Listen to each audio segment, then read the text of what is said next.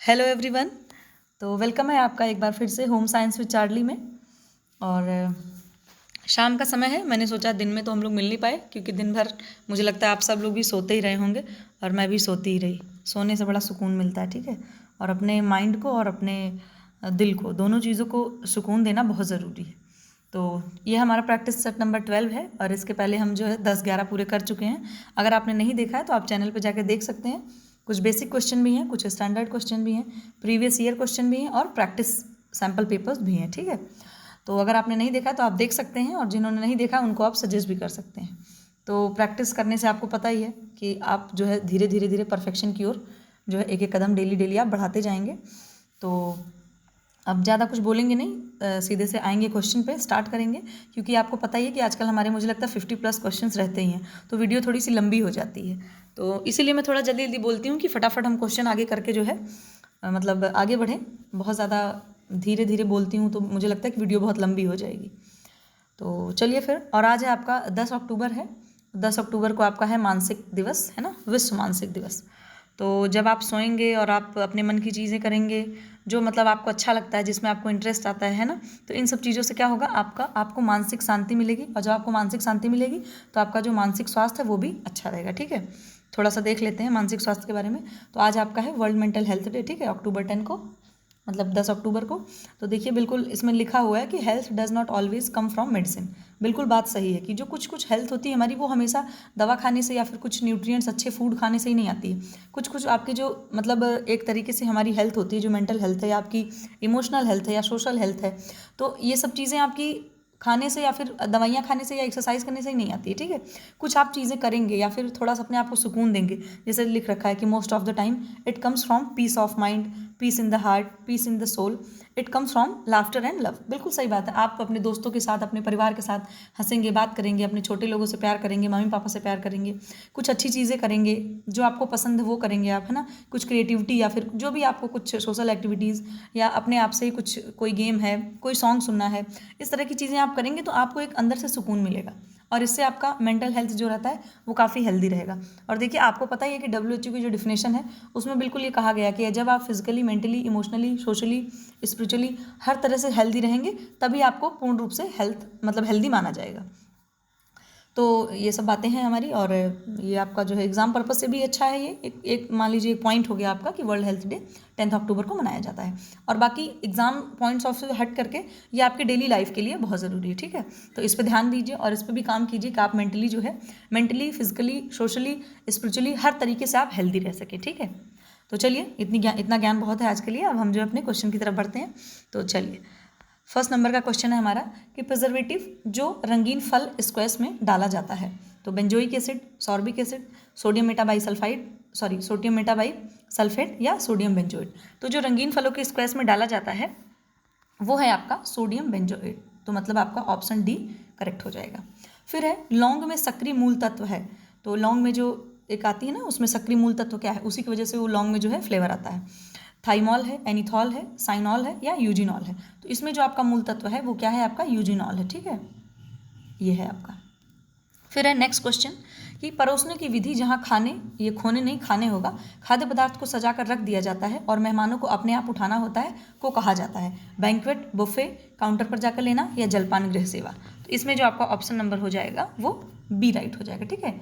इसको हम लोग बुफे शैली बोलते हैं। आप देखते होंगे ना जब हम कहीं शादी पार्टी में जाते हैं तो वहाँ खुद से चीज़ें रखी रहती हैं और आप खुद से उठाकर खाते हैं, वो बुफे शैली है आपकी, ठीक। फिर है पॉलिएस्टर के लिए सर्वाधिक उपयुक्त रंग है एजोइक, मौलिक या फिर परिक्षिप्त या फिर प्रतिक्रियाशील। ये जो परिक्षिप्त लिखा हुआ है इसको हम बोलते हैं डिस्पर्स। यहाँ पर हिंदी में लिख दिया गया है, इसको हमारा हम बोलेंगे डिस्पर्स डाई। तो पॉलिएस्टर के लिए कौन सा है, डिस्पर्स कलर हम यूज़ करते हैं, ठीक है। तो ये परिक्षिप्त को आप लोग डिस्पर्स पढ़ेंगे।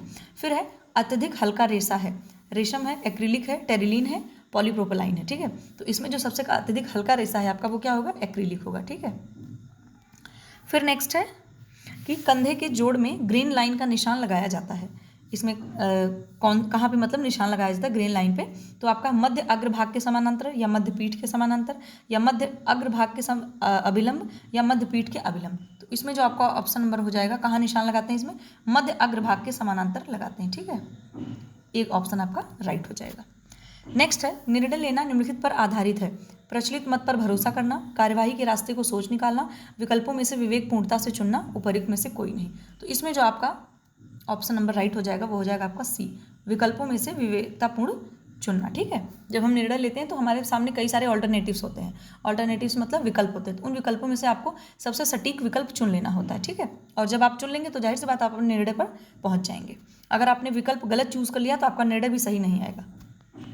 नेक्स्ट है मानव संसाधन वे हैं जो क्या है मानव संसाधन, मतलब कि ह्यूमन रिसोर्स की बात हो रही है। तो सामुदायिक सुविधाएं हैं, भौतिक सुविधाएं हैं, व्यक्तियों में अंतर्निहित है या पैसा समाविष्ट करते हैं। तो जो मानव संसाधन होते हैं वो आपके अंदर स्वयं ही निहित होते हैं। ठीक है, तो आपका सी ऑप्शन करेक्ट हो जाएगा, व्यक्तियों में अंतर्निहित होते हैं। फिर है फ्रॉयड के अनुसार व्यक्ति सिर्फ तभी परिपक्व स्वस्थ वयस्क बन सकता है यदि, ये एक फ्रॉयड की जो थ्योरी है उससे रिलेटेड बात हो रही है। तो ऑप्शन नंबर ए है आपका, विकास के दौरान गुणात्मक परिवर्तन हुए हैं, भावनात्मक द्वंद्वों का समाधान हो गया है, बच्चे के दोनों अभिभावक हैं, बच्चे को शारीरिक समृद्धि के लिए अवसर प्राप्त हुए हैं। तो इसमें जो आपका ऑप्शन करेक्ट हो जाएगा वो आपका होगा बी। ये कहते हैं कि अगर इंसान के सारे जितने उसके द्वंद्व हैं ना, उन सारी चीज़ों का अगर सॉल्यूशन मिल गया है, वो मतलब मेंटली या इमोशनली बिल्कुल फ्री है, तो उसके जितनी भी मतलब कभी कभी होता है बचपन में कुछ ऐसे इंसिडेंट हो जाते हैं जिससे बच्चे के मन में बहुत सारी चीज़ें एकदम आ जाती हैं, नेगेटिव थॉट्स आ जाते हैं, तो वो बच्चा बिल्कुल सप्रेस कर लेता है उस टाइम। तो अगर बच्चे ने उस टाइम सप्रेस कर ली, उसका सोल्यूशन नहीं किया गया है, तो बड़े होने के बाद बच्चा क्या होता है, बच्चे की जो थिंकिंग है या बच्चे का जो एक रीजनिंग का तरीका है या लेवल है वो थोड़ा सा उसमें कुछ डिसफंक्शनिंग हो सकती है। तो इस वजह से बच्चे के अंदर अगर कोई भी द्वंद्व चल रहा है भावनात्मक रूप से, तो उसका समाधान करना बहुत ज़रूरी है। तो इनके अकॉर्डिंग, फ्रॉयड के अकॉर्डिंग, वो तभी माना जाएगा जब बच्चे का बिल्कुल भावनात्मक रूप से मतलब समाधान हो जाएगा उसका। नेक्स्ट है ग्राफियन पुटका से अंडाणु को बाहर निकालने की क्रिया कहलाती है अंडाक्षरण, निषेचन, सगर्भता, प्रसव। तो ये जो आपकी है इसका ऑप्शन आपका करेक्ट हो जाएगा अंडाक्षरण। ठीक है, अंडाणु जब ओवम निकलते हैं ग्राफियन पुटिका से बाहर तो उसको बोलते हैं अंडाक्षरण। इस प्रोसेस को बोल रहे हैं, निकलने की प्रक्रिया क्या कहलाती है, तो उसको हम लोग अंडाक्षरण बोलते हैं। फिर नेक्स्ट है कि निम्नलिखित में से कौन सा अंग स्त्री प्रजनन अंग नहीं है। तो योनि है, वृषण है, गर्भाशय है, डिंबवाहिनी नलिका है। ठीक है, ये तो आप बता लीजिएंगे, बहुत आसान है। ये आपका वृषण मतलब कि टेस्टिस है, जो टेस्टिस है वो मेल रिप्रोडक्टिव पार्ट है। ठीक है, फिर है निम्नलिखित में से कौन सा अंग पुरुष प्रजनन अंग नहीं है, ये भी आप बता ही देंगे। तुम्बिका है, शिश्न है, प्रोस्टेट ग्लैंड है और आपका शुक्राशय है। तो इसमें जो ये आपका शिश्न है, प्रोस्टेट ग्लैंड है और शुक्राशय, ये सब मेल रिप्रोडक्टिव पार्ट है। ये जो आपका तुम्बिका है ये जो है फीमेल रिप्रोडक्टिव ऑर्गन है। ठीक है, फिर गर्भधारण का सबसे उपयुक्त समय होता है 15 से 28, 21 से 28, 30 से 35 या 36 से 40। ये भी बहुत आसान है कि आप 21 से 28, कहीं कहीं पर जो है ये चीज़ 25 से 35 आपको मिलेगी, कहीं कहीं पे आपको 22 से 32 मिलेगी। तो ये जो एक मतलब एक एवरेज वाला आंसर है ना, तो वो आप मान के चलो कि 21 साल तो आप जानते ही हैं। तो अगर 21 से बाद के बाद आपको कहीं मिलता है तो वो ऑप्शन आपके अकॉर्डिंग, मतलब ऑप्शन में क्या दे रखा है उसके अकॉर्डिंग आपको सही करना होगा। ठीक है, अब जैसे मान लीजिए यहाँ पर 21 से 28 अगर नहीं दिया होता तो हमें यहाँ से 30 से 35 करना पड़ जाता। ठीक है, फिर नेक्स्ट है जब स्त्री के अंडाणु का संयोग पुरुष के शुक्राणु से होता है तो क्या कहलाता है। तो यानी कि जब स्पर्म और ओवम मिलते हैं तो कौन सा प्रोसेस होता है। निषेचन यानी कि फर्टिलाइजेशन, गर्भरोपण यानी कि इम्प्लांटेशन, और ऋतुस्राव यानी कि आपका मेंस्ट्रुअल, और भ्रूण मतलब आपका फीटस। तो जब ओवम और अंडाणु मिलते हैं, ओवम और स्पर्म मिलते हैं तो फर्टिलाइजेशन होता है। फर्टिलाइजेशन मतलब कि निषेचन की प्रक्रिया होती है।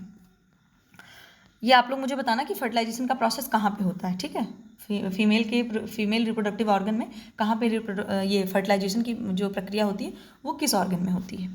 फिर है अंडाशय के कार्य हैं अंडाणु का निर्माण करना, अंडाणु मतलब यहाँ पर ओवम की बात हो रही है। फिर है आपका प्रोजेस्टेरॉन हार्मोन का स्रावण करना, ऑस्ट्रोजन मतलब जो ऑस्ट्रोजन हार्मोन है आपका उसका स्रावण करना, या उपयुक्त सभी। तो यहाँ पर जो आपके अंडाशय के कार्य हैं वो क्या है, अंडाशय मतलब आपकी ओवरी के कार्य। ठीक है, तो ये सभी कार्य हैं आपके ओवरी, ये बहुत बेकार राइटिंग इस पर बनती है फिलहाल। तो ये आपका तीनों काम है इसका ओवरी का। ठीक है, फिर है गर्भाशय स्थित होता है अंडाशय में, अंडवाहिनी नलिका में, या श्रोणि में, या इनमें से कोई नहीं। तो जो आपका यूट्रस की बात हो रही है, यूट्रस मतलब गर्भाशय, तो ये कहाँ स्थित होता है, आपका जो पेल्विक वाला हिस्सा होता है वहाँ पर स्थित होता है, इसको श्रोणि बोलते हैं। ठीक है, फिर है स्त्री के अंडाणु तथा पुरुष के शुक्राणु को कहते हैं। फिर से वही क्वेश्चन है, आंसर वही है लेकिन लैंग्वेज बदल गई है। तो स्त्री का जो ओवम है और पुरुष का जो स्पर्म है उसको क्या कहते हैं। दोनों चीज़ों को जब मिल जाएंगी तो वो चीज़ें क्या हो जाएंगी, फिर आपकी यहीं पर फर्टिलाइजेशन की बात कही जाएगी। ठीक है, तो ये आपका फर्टिलाइजेशन फिर से होगा। फिर नेक्स्ट है कि गर्भाशय का आकार होता है, ये भी बहुत ही आसान क्वेश्चन है। गर्भाशय यानी कि यूट्रस का शेप कैसा होता है, नाशपाती जैसा, पपीते जैसा, अंगूर जैसा, या उपर्युक्त सभी जैसा। तो ये इसमें नाशपाती जैसा होता है, लेकिन इसमें पूरा नहीं लिखा हुआ है। जो आपकी नाशपाती होती है उल्टा नाशपाती के आकार का आपका यूट्रस होता है, ठीक है। फिर है अंडवाहिनी नली संख्या में होती है। अंडवाहिनी मतलब फैलोपियन ट्यूब की बात हो रही है। तो वो कितनी होती है? 2 होती हैं, ठीक। एक यूट्रस के लेफ्ट साइड, एक आपके राइट साइड, 2 होती हैं। चारों ऑप्शन पढ़ने की मुझे ज़रूरत नहीं लगी, तो 2 होती हैं, ठीक है। फिर नेक्स्ट है सामान्य तौर पर अंडाणु का निषेचन होता है गर्भाशय में, योनि में, अंडवाहिनी नली में, इनमें से कोई नहीं। वही फर्टिलाइजेशन की बात हो रही है, तो fertilisation takes place in Fallopian tube, ठीक है। फैलोपियन ट्यूब मतलब कि आपकी अंडवाहिनी नली में, ठीक है। यही मैंने आपसे पूछा तो मैंने आपको बता भी दिया। फिर है अंडाशय निर्माण करता है, मतलब कि ओवरी आपकी जो निर्माण किसका करती है? अंडाणु का, शुक्राणु का, अंडकोश का, उपर्युक्त सभी। तो जो ओवरी होती है वो सिर्फ आपके ओवम का निर्माण करती है, ओके। ओवम मतलब आपका अंडाणु। फिर नेक्स्ट है वृषण में, यानी कि टेस्टिस के कार्य हैं। और टेस्टिस किसके बॉडी में पाया जाता है? ये मेल रिप्रोडक्टिव ऑर्गन है ये, ठीक है। तो इसका क्या काम होता है? शुक्राणुओं का निर्माण करना, टेस्टोस्टेरोन हार्मोन का स्रावण करना। सी है आपका उपर्युक्त, ए तथा बी दोनों, और डी है आपका उपर्युक्त में से कोई नहीं। तो इसका जो काम है आपका वो है, दोनों काम है, ठीक है। स्पर्म का फॉर्मेशन भी करता है और जो टेस्टोस्टेरोन हार्मोन है उसका सिक्रीशन भी करता है ये। फिर नेक्स्ट है वृषण को कहा जाता है। वृषण बोले तो आपका भाई टेस्टिस को क्या कहते हैं? अंडाशय कहते हैं, शिश्नमुंड कहते हैं, अंडग्रंथियां या उपर्युक्त सभी। तो इसमें जो आपका कहते हैं, क्या कहते हैं? ये अंडग्रंथियां, ठीक है। नेक्स्ट है वृषण स्थित होता है अंडकोश में, गर्भाशय में, अंडाशय में, या फिर इनमें से कोई नहीं। तो ये जो आपका होता है वो अंडकोश में स्थित होता है। अंडकोश मतलब टेस्टिस्टिकल जो होते हैं उसमें आपका ये टेस्टिस स्थित होता है, ठीक है। फिर नेक्स्ट है कि शिश्न प्रजनन अंग है, ये भी बहुत आसान है। वो किसका अंग है, मतलब किसके बॉडी का पार्ट है? तो ये आपके जो आपका मेल होते हैं, पुरुष होते हैं, उनके बॉडी का पार्ट है ये। फिर है शुक्राणु का निर्माण होता है शुक्राशय में, वृषण में, या प्रोस्टेट ग्लैंड में, या उपर्युक्त सभी। तो इसका जो मतलब जो स्पर्म का फॉर्मेशन होता है वो कहाँ होता है? शुक्राशय में होता है, ठीक है। शुक्राशय मतलब कि सेमिनिफेरस ट्यूब्यूल जो होती है वहाँ पर जाकर के आपका शुक्राणु का निर्माण होता है। नेक्स्ट है राष्ट्रीय क्षय रोग संस्था ने क्षय रोग निदान हेतु राष्ट्रीय क्षय रोग कार्यक्रम चलाया। कब चलाया गया? 1952 में, 1955 में, 1962 या 1975। तो आपका ये जो प्रोग्राम चलाया गया वो आपका चलाया गया 1962 में, ठीक है। 1962 हम निशान लगा लेते हैं, option number C is right. फिर है यूनिसेफ की स्थापना हुई, ये तो बहुत ही आसान क्वेश्चन है। 1932, 1942, 1944, 1946। तो ये आपका होगा 1946 में हुआ था। आई थिंक 11 दिसंबर की स्थापना हुई थी, 11 दिसंबर 1946 में, ठीक है। फिर है कि राष्ट्रीय जन सहयोग एवं बाल विकास संगठन निपसिट की स्थापना हुई थी। ये भी बहुत आसान क्वेश्चन है। तो निपसिट की आपकी स्थापना हुई थी 1945 या 1975 या 1985 या 2000 में। तो जब आपकी आईसीडीएस की स्थापना हुई थी 1975 में, उसी टाइम निपसिट की भी स्थापना हुई थी। तो आप याद कर सकते हैं कि आईसीडीएस और निपसिट दोनों का ईयर जो है वो सेम है, और सेम क्या है? 1975। नेक्स्ट है निपसिट के कार्य हैं बाल विकास कार्यक्रमों के लिए प्रारूप तैयार करना, सामाजिक विकास, प्रशिक्षण मतलब आपका ट्रेनिंग, और डी है आपका उपर्युक्त सभी, यानी कि ऑल ऑफ द एबव। तो आपका ये डी ऑप्शन जो होगा उपर्युक्त सभी काम है, जो जितने भी आपको 3 ऊपर दिख रहे हैं काम, ये सारे कार्य किसके हैं? निपसिट के हैं। फिर नेक्स्ट है कि मॉरिस पैटी मेमोरियल अवार्ड से सम्मानित किया गया है। किसको सम्मानित किया गया है? रेड क्रॉस सोसाइटी को, या विश्व स्वास्थ्य संगठन को, निपसिट को, या यूनिसेफ को। तो ये जो अवार्ड मिला है वो किसको मिला है? निपसिट को मिला, ठीक है। तो निपसिट से आपके 3 क्वेश्चन तैयार हो गए, कौन से अवार्ड से मिला है, मतलब कौन से अवार्ड से इनको जो है सम्मानित किया गया है, और इसके बाद इनके कार्य क्या है और इनका एस्टेब्लिशमेंट ईयर क्या है, ठीक है। फिर है केंद्रीय समाज कल्याण बोर्ड के कार्य हैं। ये आपका CSW कल हमने पढ़ा था ना। अब आप मुझे बताइएगा कि CSW का एस्टेब्लिशमेंट ईयर क्या था, अभी मैंने कल ही आपको कराया था। तो इसके कार्य क्या है? कामकाजी महिलाओं के लिए हॉस्टल की व्यवस्था करना, पालना घर की व्यवस्था करना, अनुपूरक पोषण कार्यक्रम चलाना, या उपर्युक्त सभी। एक सेकंड। तो इसमें जो आपका ऑप्शन नंबर राइट होगा कौन सा? उपर्युक्त सभी, यानी कि डी ऑप्शन आपका राइट हो जाएगा। फिर नेक्स्ट है ग्रामीण स्वास्थ्य योजना का शुभारंभ किया गया 1970, 1977, 1980 या 2000 में। तो ये जो ग्रामीण स्वास्थ्य योजना का शुभारंभ किया गया था वो किसमें किया गया आपका? 1977, यानी कि 1977 में। फिर नेक्स्ट है युद्ध के समय घायलों एवं पीड़ितों की सेवा करना उद्देश्य है रेड क्रॉस सोसाइटी का, प्राथमिक सेवा केंद्र का, समाज कल्याण बोर्ड का, या उपर्युक्त सभी का। तो इसमें जो आपका ऑप्शन हो जाएगा वो ए इज राइट, ठीक है। रेड क्रॉस सोसाइटी का। आप मुझे बताना रेड क्रॉस सोसाइटी की स्थापना कब हुई, ठीक है, कौन से ईयर में हुई थी। और अगर आपको ना बताना हो तो बताओ, मैं ही बता दूं। फिलहाल आप लोग बता दीजिएगा, नहीं बताएंगे तो मैं नेक्स्ट वीडियो में फिर से कोशिश करूँगी बताने की। फिर नेक्स्ट है आप थोड़े असर्सन रीजन वाले कर लेते हैं। तो इसमें क्या है कि सामुदायिक विकास कार्यक्रम स्वतंत्रता प्राप्ति के बाद शुरू किया गया। तो सामुदायिक विकास कार्यक्रम कब शुरू किया गया था? 1952 में शुरू किया गया था। अब इसका रीजन दे रखा है कि सामुदायिक विकास कार्यक्रम का लक्ष्य आत्मनिर्भर और ग्रामीण विकास है। तो इसमें पूछ रहे हैं कि आपका दोनों कथन सत्य है या एक कथन सही है, एक गलत है, कैसा क्या, ठीक है। तो इसमें जो आपका बी क्वेश्चन होगा, मतलब बी ऑप्शन है वो राइट होगा कि ए और आर दोनों सत्य हैं, परंतु जो आर है वो उसकी व्याख्या नहीं कर रहा है, ठीक है, ये उसकी व्याख्या नहीं कर रहा, बाकी दोनों ऑप्शन आपके राइट है, ठीक है।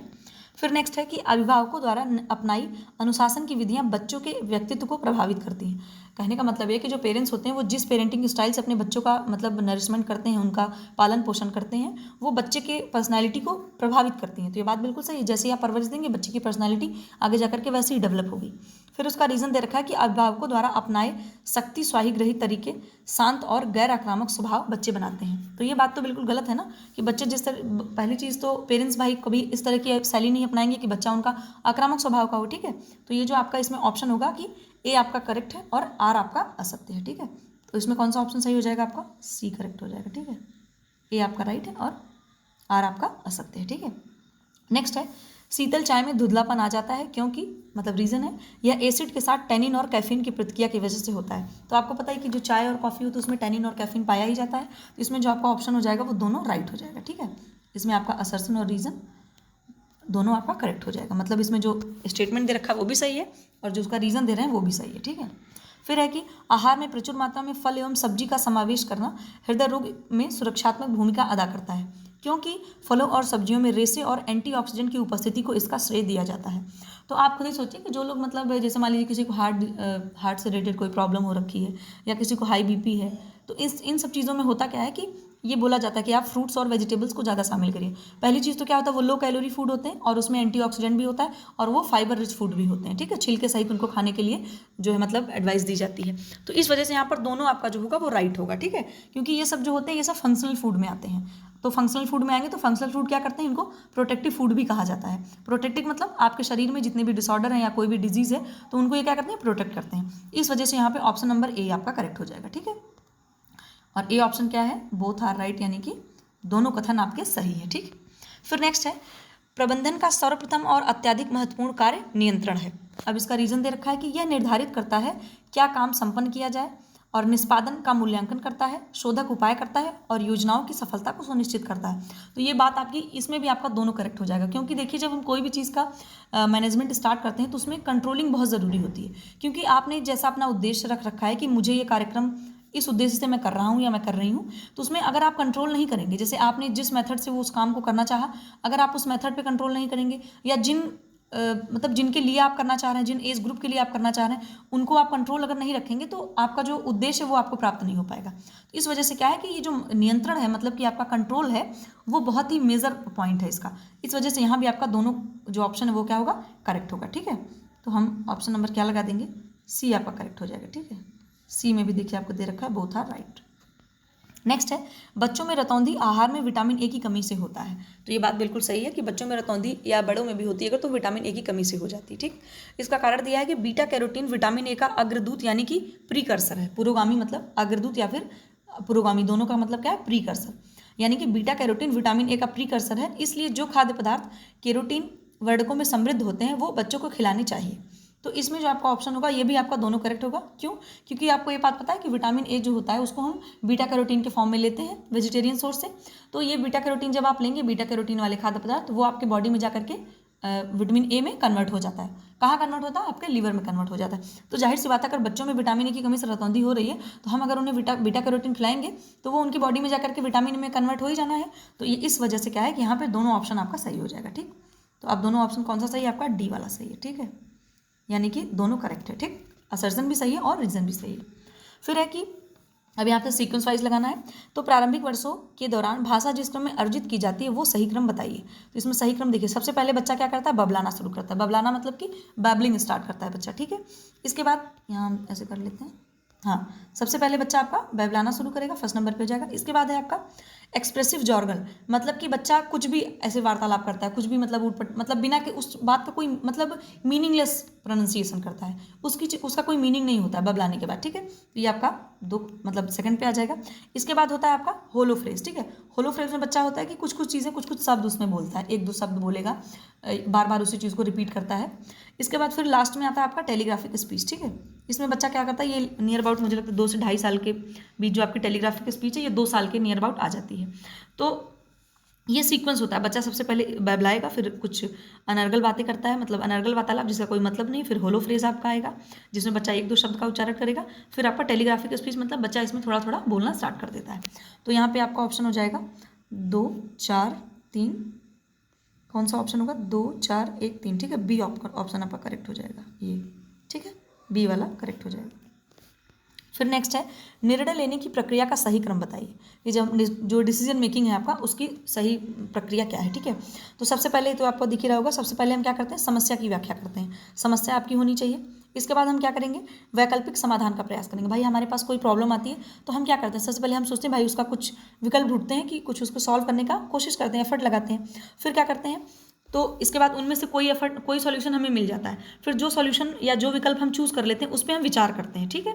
विचार करने के बाद क्या करते हैं, उसी विकल्प को बिल्कुल फिक्स कर लेते हैं, चुन लेते हैं उसी विकल्प को कि हम इसी विकल्प के थ्रू अपने प्रॉब्लम का सॉल्यूशन निकालेंगे। इसके बाद क्या करते हैं, निर्णय की जिम्मेदारी लेते हैं, यानी कि फिर हम सबसे लास्ट में क्या करते हैं, डिसीजन ले लेते हैं। तो इसमें हम देखते हैं कि कौन सा हमारा सही होगा। तो सबसे पहले आपका समस्या की व्याख्या करना यानी कि फर्स्ट, इसके बाद वैकल्पिक समाधान यानी कि थर्ड, फिर विकल्पों पर विचार करना। तो आपका फर्स्ट थर्ड फाइव 2 4, ठीक है। तो ये आपका बी वाला ऑप्शन करेक्ट हो जाएगा, 1 3 5 2 4, ठीक है। फिर नेक्स्ट है कपड़े पर खाका रखने के बाद काटने के लिए जो सही क्रम अपनाया जाता है वो बताइए। तो इसमें जब कपड़ा काटते हैं तो क्या क्या कैसे काटते हैं उसका आपको क्रम बताना, ठीक है। तो सबसे पहले इसमें जो आपका क्रम होता है वो क्या होता है, क्या कहते हैं, सबसे पहले होता है सीवन रेखा का खाका उतारना, ठीक है। जो सीवन रेखा होती है उसका पहले हम क्या करते हैं, ड्राफ्टिंग उतारते हैं, जाहिर सी बात है। फिर हम क्या करते हैं, सीवन रेखा पर निशान लगाएंगे, पहले खाका उतारेंगे फिर उस पर निशान लगाएंगे। नेक्स्ट फिर हम क्या करेंगे, सीवन गुंजाइश पर निशान लगाना, ठीक है। सीवन की गुंजाइश जहाँ हमें बनानी है करनी है उस पर हम निशान लगाएंगे। फिर क्या करेंगे, सबसे लास्ट में सीवन गुंजाइश पर काटेंगे उसको, ठीक है। तो यहाँ पर हमारा ऑप्शन सही हो जाएगा, आपका मार्कर पहले आ जाए। फिर ऑप्शन इसमें जो आपका होगा, इसमें आपका होगा 4, तो 4 है, फिर 2 है आपका, फिर 1 है, फिर 3 है, ठीक है। तो इसमें भी आपका बी ही ऑप्शन करेक्ट होगा। इधर से हमारे सारे बी आंसर ही सही हो रहे हैं, क्या बात है। तो इसको आप लोग एक बार ध्यान से देख लेना। वैसे ये क्वेश्चन एलटी में आने के चांसेस हैं, बट टीजीटी वगैरह में तो नहीं आएगा, बट पीजीटी में, नेट में, इन सब चीज़ों के लिए एकदम बहुत अच्छा क्वेश्चन है ये, ठीक है। फिर है हमारा, इसमें भी हमें फिर से सूची से मिलाना है। तो देखिए फिर क्या है आपका कि फोल्डर क्या है, जर्नल क्या है, लीफलेट क्या है, बुलेटिन क्या है, ठीक है। तो जो आपका क्या कहते हैं, ये फोल्डर होता है वो आपका होता है कि एक बड़े आकार का एक एक मुद्रित पन्ना। क्या होता है फोल्डर जो होता है आपका, इसको मैं मैच करते हुए चलती हूँ क्योंकि इसमें मैंने जो है उसका ये नहीं लगा रखा, कूट जो होता है। तो फोल्डर को हम मैच करेंगे किससे, 2 से, ठीक। इसके बाद जो जर्नल होता है, जर्नल को हम मैच करेंगे 3 से, ठीक। यहाँ मैं लिख दे रही हूँ, बहुत दूर हो जाएगा। 3 मतलब कि जिसमें शोध जानकारी होती है, रिसर्च के बारे में कुछ इन्फॉर्मेशन दी गई होती है, ठीक है।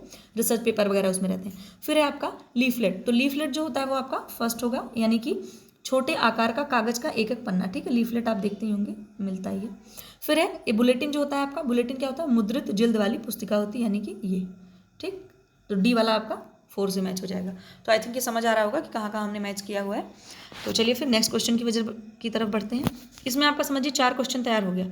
ये कोई भी आपको एक डेफिनेशन दे देंगे और पूछेंगे इसको क्या कहते हैं। टीजीटी का क्वेश्चन बता रही हूँ, पीजीटी वगैरह में भी आता ही है। ये आपका देखिए एक्सटेंशन से रिलेटेड क्वेश्चन है, ये भी बहुत अच्छा क्वेश्चन है। इसमें देखिए अभी टीजीटी में तो आया भी था, और दूसरी चीज़ ये है कि नेट में तो आ ही जाता है उल्टा सीधा करके, मतलब किसी भी रास्ते से दे ही देते हैं इसको, ठीक है। तो इसमें देखिए आपका क्या सीक्वेंस में लगाना है। तो सबसे पहले आपका आएगा अटेंशन यानी कि ध्यान, ठीक है। तो आपका ध्यान वाला फर्स्ट नंबर पर हो गया। फिर ध्यान के बाद आपका आता है, ये आपकी रुचि आती है, इंटरेस्ट, ठीक है, इंटरेस्ट। फिर आपका आएगा डिज़ायर। तो डिज़ायर आपकी क्या है, इच्छा, ठीक। और इच्छा के बाद आपका हो जाएगा ये दृढ़ विश्वास। कोई भी चीज़ के लिए आपने, जब आपको क्या हुआ, आपने पहले अटेंशन ली, ध्यान में लिया उसको, फिर आपने अपना इंटरेस्ट दिखाया, फिर आपने पूरी अपनी डिज़ायर दिखाई कि हाँ मुझे ऐसे ही करना है, फिर आपने अपना विश्वास दिखाया कि हाँ ठीक है अब मुझे यही करना है या इसी तरीके से ही करना है, ठीक है। फिर आप क्या करते हैं, कार्यवाही करते हैं। कार्यवाही मतलब आप एक्शन में आते हैं फिर कि हाँ अब आप उस काम को करना शुरू कर देते हैं। सबसे लास्ट में जब आप उस पूरे काम को भाई जब पूरे प्रोसेस से आपका पूरा काम हो जाएगा तो आपको सेटिस्फेक्शन मिलेगा। तो इसमें आपका जो ऑप्शन नंबर कौन सा राइट हो जाएगा, ए वाला, ठीक है। तो ए वाला आपका जैसे देखिए ये, ठीक। तो आप देख सकते हैं पहले ध्यान होगा, फिर आपकी रुचि, फिर आपकी इच्छा, फिर आपका दृढ़ विश्वास, फिर आपकी कार्यवाही, फिर आपका संतुष्टि। और यहाँ से स्क्रीनशॉट ले सकते हो या एक दो बार आप देखोगे तो आपको आराम से याद हो जाएगा, कोई इसमें अलग बात नहीं है। इन सब चीज़ों को आप लोग थोड़ा सा अपने ऊपर इसको अप्लाई किया करिए कि मान लीजिए सच में आप कोई काम करने जा रहे हैं तो क्या वाकई में आपके साथ भी इस तरह के प्रोसेस, मतलब आपके सामने ऐसे ही प्रोसेस आता है, आप भी उन सब चीज़ों को ऐसे जो आगे प्रोसीड करते हैं, जब आप अपने ऊपर फॉलो करेंगे तो जाहिर सी बात है आपको वो चीज़ें आपको मतलब रटनी नहीं पड़ेंगी, वो आपको खुद ही से याद हो जाएगा बिल्कुल, ठीक है। तो आपके जो सेंसरी है ना, सेंसरी ऑर्गन्स को यूज़ किया करिए बिल्कुल, है ना, देखा करिए, सुना करिए, समझा करिए, तीनों चीज़ों से करेंगे तो एक दो बार पढ़ के आपको डेफिनेटली याद ही हो जाना, समझ आ ही जाना है। नेक्स्ट है ये आपका जो क्या बोलते हैं, जो हमारी ये डिफ्यूज़न वाली थ्योरी है उससे रिलेटेड क्वेश्चन है, ठीक है। तो ये क्या बोलते हैं, डिफ्यूज़न वाली थ्योरी आपको किसने दी थी, उनका नाम जरा मुझे कमेंट सेक्शन में फिर से बताइएगा, ठीक है। फिर है आपका सबसे पहला वाला मैच करेंगे, नवप्रवर्तक का मतलब है इनोवेटर। तो इनोवेटर कौन होता है, आपको ये बात पता ही है कि जो नए विचारों को सबसे पहले अपना लेता है वो होता कौन है, इनोवेटर होता है, ठीक है। फिर है दूसरा आपका पीछे रह जाने वाला, जो लोग सबसे अंत में मतलब ग्रहण करते हैं, इसको हम लोग फर्स्ट वाले से मैच करेंगे आपका, इसको बोलते हैं लेगार्ड्स। जो लोग सबसे पीछे रह जाते हैं बिल्कुल, वो क्या होते हैं, लेगार्ड्स उनको कहा जाता है, ठीक है। फिर आपका दूरस्थ शिक्षा, दूरस्थ शिक्षा आपका क्या है, डिस्टेंस एजुकेशन। तो डिस्टेंस एजुकेशन क्या होती है, बिखरे हुए लोगों को शिक्षित करना, तो सी ऑप्शन आपका करेक्ट हो जाएगा, मतलब मैच हो जाएगा 4 से। और फिर व्यक्तिगत प्रणाली मतलब कि इंडिविजुअल अप्रोच, तो इंडिविजुअल अप्रोच जो होती है वो पर्सनली किसी से जाके मिलना, किसी एक इंसान से, ठीक है। तो डी वाला आपका सीधे यहाँ से मैच कर देती हूँ, तो डी को मैच कर देंगे 3 से, ठीक है। फिर नेक्स्ट क्वेश्चन है आपका, इसको भी हम फिर से मैच कर रहे हैं, ये तो क्वेश्चन हम कर ही चुके हैं, बहुत आसान क्वेश्चन है, तो इसमें भी हमें सूची से मिलाना है। तो देखिए मैस्लो की कौन सी थ्योरी होगी, मैस्लो की अभी मैंने कल पढ़ी थी और मैंने आपको बताया भी था, सॉरी पढ़ी नहीं थी, मतलब क्वेश्चन सॉल्व किया था, तो उसको मैंने बोला था कि अगर आप लोगों को नहीं मतलब वो आपके पास है या आप प्रॉपर आप नहीं जानते तो आप लेट्स लर्न चैनल पे जा करके देख सकते हैं, वहाँ आप डाल दीजिए need of hierarchy by Maslow, तो आपका आ जाएगा, पूरा खुल के वीडियो आ जाएगा, ठीक है। तो मैस्लो ने जो दिया था वो हायरार्की ऑफ नीड्स दिया था, ठीक है। तो हम क्या करेंगे, ये इसको हिंदी में आवश्यकताओं की श्रेणीबद्धता बोलते हैं, इंग्लिश में ही पढ़ो आप, हायरार्की ऑफ नीड्स, वो ज़्यादा बेटर है आपके लिए, तो मैस्लो ने दिया था, ठीक है।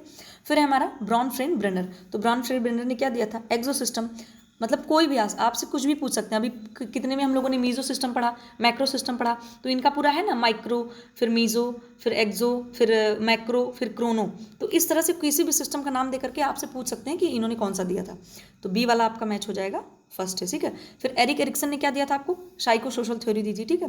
तो साइको सोशल में भी आपसे देखिए जैसे पहचान बनाना इसमें पूछ रहे हैं, तो इसमें आपसे कुछ भी पूछ सकते हैं, लज्जा बनाम स्वायत्ता बनाम लज्जा, इसके बाद क्या बोलते हैं, पहचान बनाम संकट, है ना, तरह तरह की आती हैं, जिसमें जो इंडस्ट्री वर्सेज ये है, उनकी जो 8वां स्टेज है वो आपको पता होनी चाहिए, ठीक है। तो उसमें से भी आपसे कुछ पूछ सकते हैं। फिर है वाइगोट्स्की ने क्या दिया था, जोन ऑफ प्रॉक्सिमल डेवलपमेंट, ठीक। तो इनमें क्या कहते हैं, जैसे आपका जॉन ऑफ प्रॉक्सिमल हाँ जॉन क्या बोलते हैं, sorry, zone of proximal development है, या इसके फोल्डिंग है, या फिर आपका ये मोर नॉलेजेबल अदर है, ये इन्होंने कई टर्म दिए थे वाइगोट्स्की ने, तो उनसे भी रिलेटेड क्वेश्चन पूछे जा सकते हैं। और वाइगोट्स्की की भी थ्योरी, इसमें जो चारों लोगों का नाम दिख रहा है आपको, मैस्लो की थ्योरी, ब्रॉनफ्रेंड ब्रेनर की, एरिक्सन की, वाइगोट्स्की की, अगर आपके पास नहीं है तो प्लीज़ उस चैनल पे जाइए, आपको वहाँ पे बहुत ईजी वे में और बहुत ही इफेक्टिव वे में आपको पढ़ने को मिलेगा। आपको मैं बता रही हूँ रटना पड़ेगा ही नहीं, बहुत मज़ा भी आएगा पढ़ करके, और आप आराम से याद भी हो जाएगा आपको, ठीक है। और इस थ्योरी से रिलेटेड अगर कोई भी क्वेश्चन आता किसी भी एग्जाम में तो बिल्कुल गलत हो ही नहीं सकता, ठीक है। फिर है हमारा मैचिंग का टेक्सचर, तो टेक्सचर क्या है आपको पता ही है, हम कोई भी चीज़ टच करते हैं वो सॉफ्ट है या रफ है, कैसा है उसका टेक्सचर है, तो हम छू करके समझ सकते हैं। इसमें आप देख सकते हो कि कौन सा मैच करेगा टेक्सचर से, ये वस्तु की बाहरी सतह का अलंकरण करना, सामान्यतः फूलों और पशुओं के चित्र, 2 या 3 आयामी क्षेत्र का आकार, या वस्तु की सतह। तो देखिए सतह मैंने क्या बताया, टेक्सचर की बात हो रही है, सतह मतलब सरफेस, तो किसी भी स्पर्श करके आप जान सकते हैं, ठीक है।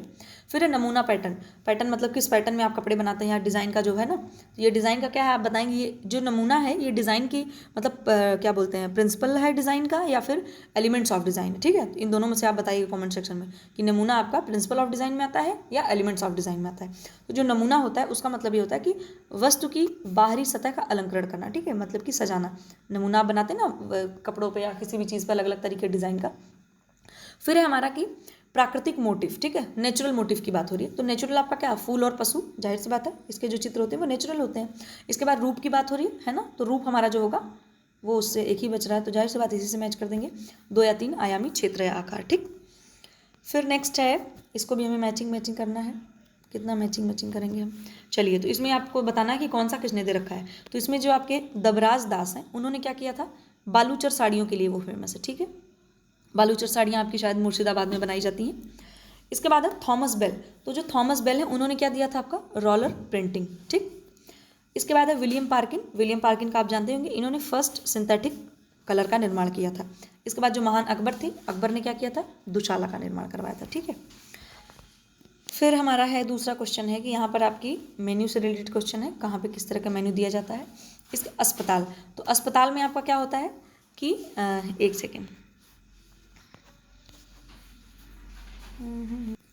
हाँ, तो ये क्वेश्चन हमारा है कि अस्पताल, तो अस्पताल में जो हम मैच करेंगे, एक सेकेंड, आ जाओ तुम। अस्पताल में जो कैसी सुविधा मिलती है, मतलब जो मेन्यू होता है फूड कैसे वहाँ पे हम लेते हैं। ठीक है, तो वहाँ पर जो होता है वो डिसेंट्रलाइज्ड होता है, सॉरी केंद्रीकृत होता है। ठीक है, सेंट्रलाइज्ड वे में वहाँ पे भोजन लेते हैं हम लोग। फिर जो आपका जलपान गृह है, जलपान गृह आप कहीं भी जाते हैं तो वहाँ पर काउंटर सर्विस मिलती है आपको। फिर जब हम किसी होटल में जाते हैं तो वहाँ पर होटल का क्या होता है, बैंक्वेट। ठीक है, और हॉस्टल का होता है, हॉस्टल में आपकी टेबल सर्विस मिलती है। और जो रेलवे होता है आपका, वो क्या होता है, पेंट्री सर्विस वहाँ पर हमें दी जाती है। ये क्वेश्चन आपका ऐसे, अगर प्रॉपर क्वेश्चन मतलब पूरा इस क्वेश्चन की बात करें तो वो नेट में आ सकता है, बाकी आप एक एक वर्ड का दे सकते हैं, मतलब कि बैंक्वेट सर्विस कहाँ मिलती है, टीजीटी की बात कर रही हूँ या पीजीटी वगैरह में, रेलवे सर्विस कहाँ, रेलवे में कौन सी सर्विस दी जाती है, या केंद्रीकृत प्रणाली कहाँ पे अपनाई जाती है, इस तरीके का। ठीक है, फिर नेक्स्ट है हमारा, ये भी बहुत आसान, आप 2 मिनट में कर लेंगे। क्वाशियोरकर है, परनीशियस एनीमिया है, बेरी है, ग्लाइसोसाइटिस है, ऑस्टियोपोरोसिस है। तो जो आपका क्वाशियोरकर होता है वो किसकी कमी से होता है, वो आपकी प्रोटीन की कमी से होने वाला मतलब डिसऑर्डर है या बीमारी कह सकते हो आप। इसके बाद है परनीशियस एनीमिया। तो परनीशियस एनीमिया जो आपकी होती है, वैसे तो परनीशियस एनीमिया आपकी होती है विटामिन B12 से, लेकिन अब ऑप्शन में विटामिन B12 नहीं दिया तो हम किससे मैच करेंगे, फॉलिक एसिड। और फॉलिक एसिड आपका क्या है, विटामिन B9। फिर है बेरी, तो बेरी आपका क्या है, बेरी होता है आपका थायमिन की कमी से, थायमिन आपका क्या है, विटामिन B1। फिर ग्लाइसोसाइटिस आपका क्या है, ग्लाइसोसाइटिस होता है राइबोफ्लेविन की कमी से, तो राइबोफ्लेविन आपका है विटामिन B2। और फिर ऑस्टियोपोरोसिस आपका होगा विटामिन D की कमी से। ठीक है, फिर नेक्स्ट क्वेश्चन है आपका, इसमें देखिए खाना पकाने का दे रखा है। तो जो अंडे की सफ़ेदी होती है उससे क्या होता है, कॉर्न स्टार्च डालने से क्या होता है, वनीला से क्या होता है, ऑयल से क्या होता है। ठीक है, मैच करना है आपको। तो अंडे की सफ़ेदी जो होती है वो क्या है, कैसी होती है, वो झागदार के लिए उसको किया जाता है। ठीक है, झाग जब उसको हम फेंटते हैं तो उसमें झाग बनती है। ठीक है, फिर कॉर्न स्टार्च जो होता है वो क्या करने के लिए होता है, वो गाढ़ा करता है कोई भी चीज़। ठीक, और वनीला आपका क्या है, वनीला एक फ्लेवर है, तो उसको हम वनीला फ्लेवर किसी भी चीज़ में यूज़ करेंगे तो उससे क्या होगा, एक अच्छी सी स्मेल आएगी, यहाँ पे गंध लिखा हुआ है। फिर तेल है आपका, तो तेल से क्या होता है, अगर आप उसको बहुत ज़्यादा गर्म कर देंगे तो धुआं निकलने का बिंदु तेल में ही होता है। ठीक है, और जो बहुत ज़्यादा उसको ज़्यादा टेम्परेचर पे कर देते हैं तेल को, तो उसमें एक क्या बोलते हैं, एक टॉक्सिक सब्सटेंस बन जाता है जिसको हम लोग एक्रोलीन बोलते हैं। तो उससे जो तेल होता है आपका वो बहुत टॉक्सिक हो जाता है। ठीक है, यूज़ करने के लायक नहीं बचता है। फिर नेक्स्ट है, अच्छा प्रेषक होने के लिए मुख्य बात है कि मतलब जब आप अच्छा सेंडर बनना है आपको, तो क्या आपके लिए उसका सबसे मेन बात क्या है, समुदाय में जाएं और लोगों की बातें सुनें, जाएं और कार्य करना शुरू कर दें, जाएं और लोगों के साथ बातचीत करना शुरू कर दें, जाएं और उन्हें दृश्यमान सामग्री दिखाएं। तो इसमें जाहिर सी बात है, जाएं और लोगों की बातें सुनें।